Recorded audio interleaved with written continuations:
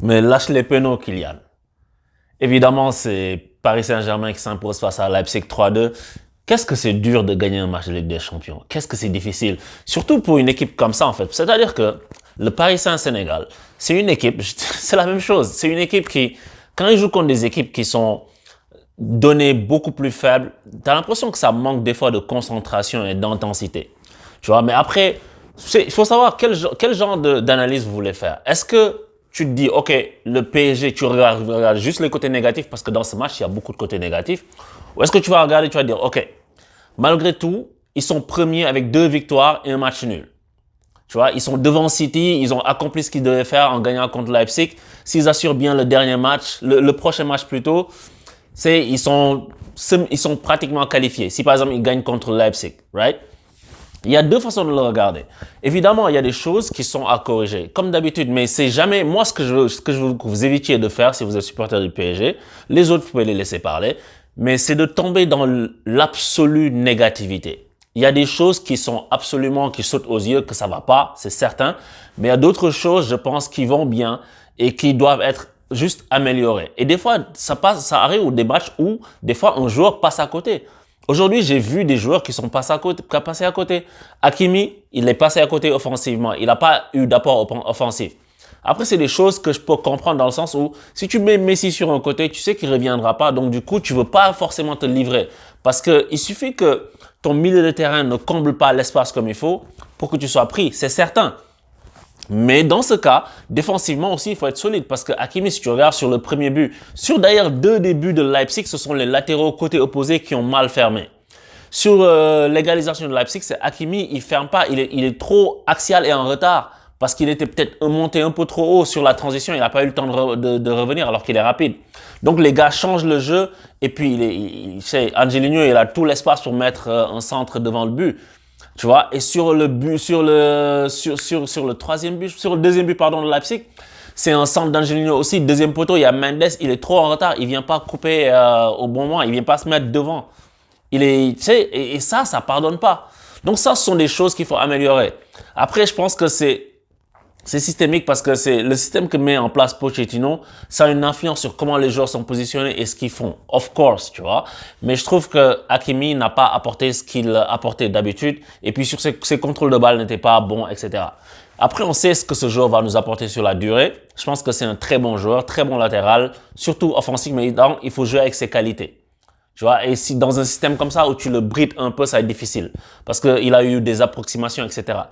Et Leipzig, en fait, pour parler du premier but, par exemple, qu'ils ont pris, et je parlais du Mbappé, c'est que le PSG est une équipe que tu peux presser, c'est vrai, tu peux les mettre en difficulté. S'il y a un Verratti dans un grand jour, tu les mettras pas en difficulté. Trust me.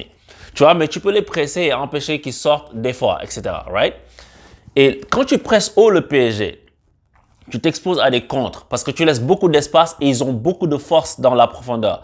Beaucoup de force, je veux dire Kylian Mbappé, parce qu'aujourd'hui Neymar n'a pas joué. Et comme l'année dernière, comme ils ont fait contre le Bayern Munich et contre le Barça, si tu laisses Mbappé partir dans la profondeur, tu es cuit. Donc, c'est-à-dire que quand Leipzig a fait son gros pressing intense très haut en début de match, dès que les Parisiens sont sortis et qu'il y a eu la transmission par Draxler qui s'est mis au milieu pour transmettre, tu peux plus le rattraper. Et Mbappé, ce qu'il fait ensuite, parce que Draxler a l'intelligence de continuer sa course pour faire un appel dans l'axe, parce que quand Mbappé sort de l'axe, il n'y a personne dans l'axe. Et Draxler n'est pas un joueur d'axe, et Messi, il marche. Donc, Mbappé, quand il prend la balle, il va fixer le défenseur. Tu vois, tu te dis, il va passer le ballon. Il repique juste ce qu'il faut. Et là, tu te dis, il va frapper côté ouvert, comme il l'a fait contre le Bayern d'ailleurs. Et le défenseur tend la jambe juste ce qu'il faut. Mbappé ferme son pied. Kylian Mbappé, je lui dis, lâche ton péno, mais tu es un très grand joueur. Tu vois, toute autre considération mise de côté. C'est un grand joueur. Parce que ce qu'il fait là, et moi, c'est vrai que moi, je le mets homme du match, tu vois. Mbappé, homme du match, malgré son penalty qu'il a manqué. On peut discuter là-dessus, on peut chipoter, parce que ça veut dire que tu peux pas être le meilleur en tout.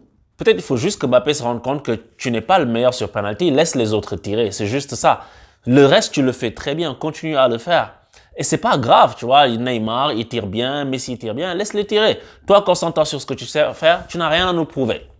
Je sais que Mbappé, en fait, quand il a arrêté contre la Suisse, il a voulu le retirer, Benzema lui a donné, là, il veut tirer, il veut montrer à tout le monde que c'est passé, etc.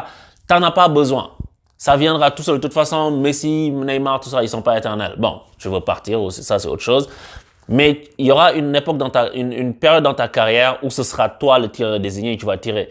Pour l'instant, vu qu'il y a des joueurs qui sont vraiment très confirmés, laisse-les tirer. Tu n'as rien à nous prouver. On sait le joueur que tu es. Tu n'en as pas besoin.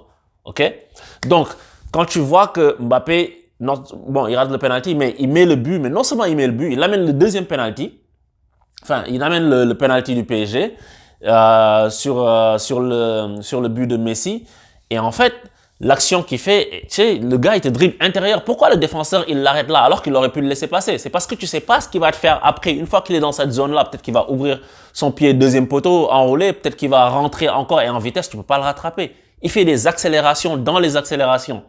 Et c'est le seul joueur de profondeur que le PSG avait sur le terrain aujourd'hui. Parce que Draxler, il sert à rien au niveau attaque. Draxler, c'est pas un attaquant. C'est un joueur qui est là pour prendre la balle et la transmettre. À chaque fois que le PSG a le ballon, Draxler rentre vers l'axe. Ce qui fait que le PSG a un jeu super axial. Et si Mbappé se décale pas, tu peux rien faire. Parce que Messi, il ne bouge pas beaucoup. C'est un génie, Lionel Messi, mais c'est pas lui qui va te mordre la craie, étirer la défense, y aller. C'est un joueur qui va te servir dans les pieds. Il va te créer des petits espaces, faire des petits dribbles, avancer, progresser. Mais le PSG, quand tu joues contre une équipe comme ça qui te presse haut, tu as besoin de profondeur. Et il n'y a que Mbappé qui te l'offre aujourd'hui. Neymar peut le faire, mais Neymar n'était pas là. Mais Neymar, un bon Neymar, hein, pas un Neymar avec 20 kilos en trop, etc. Donc en ce moment, Mbappé est en ce moment, je dis en ce moment, faut pas, hein, Mbappé est le meilleur joueur du PSG en ce moment. Parce que c'est lui qui a le plus de présence sur le terrain, c'est lui qui a le plus offensivement, qui a le plus de mordant. Tu vois, mais après, une équipe, c'est pas un seul joueur. Il y a tout le reste. Marquinhos, je l'ai trouvé pas mal. Kimpembe, je l'ai pas trouvé bon aujourd'hui. Parce que des fois, il fait Kimpembe, t'as l'impression qu'il veut toujours faire un duel. Même quand il faut pas, il veut toujours faire un duel. Mais, tu sais, c'est comme s'il veut se bagarrer avec toi. Je vais te montrer, je suis costaud. Mec, t'as pas besoin de ça non plus. Après, c'est les mauvaises relances, les machins, il n'était pas présent aujourd'hui. Mais tout ça, tu peux dire, OK, après le PSG a gagné parce qu'il n'y a pas que du négatif, mais Leipzig a fait un très bon match. Et si Paris avait des équipes comme ça qui jouaient contre elle en championnat, ça aurait été une très bonne chose parce que ça te permet d'avoir toujours de l'intensité, d'avoir toujours de l'adversité pour sortir le meilleur de toi-même. C'est sûr que ces matchs-là servent aussi à Pochettino pour voir le chantier qu'il a. Parce que j'avais dit contre Manchester City et les matchs d'avant que Paris avait un superbe bloc défensif. Aujourd'hui, il était moins bon ce bloc défensif. Tu vois, Idrissa Gueye qui prend un carton parce qu'il en a marre de voir les gens faire la passe de tous les côtés sans que personne monte dessus. Lui, ça l'agace quand il voit ça. Donc, il est trop pressé, il fait des fautes, tu vois. Mais, défensivement, le PSG a un bloc, oui, mais aujourd'hui, il s'est un peu fissuré parce que notamment les latéraux ne colmataient pas comme il faut et Kimpembe n'était pas au rendez-vous.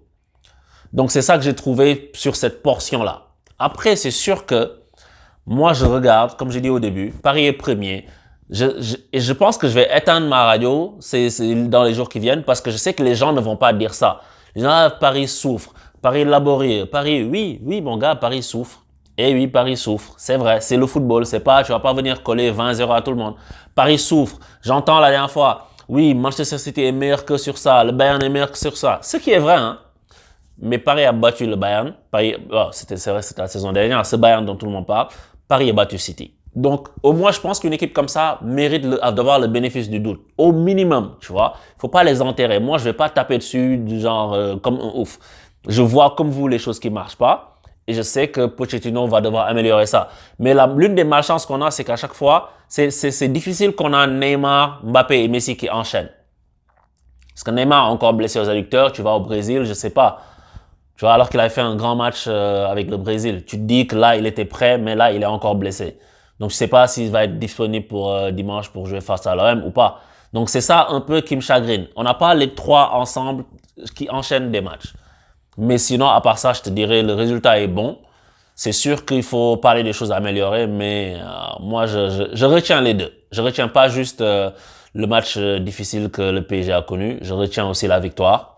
Le doublé de Lionel Messi et puis Mbappé, homme du match, je pense. Donc, dites-moi ce que vous en pensez dans les commentaires. Peut-être que vous avez vu un autre joueur très bon.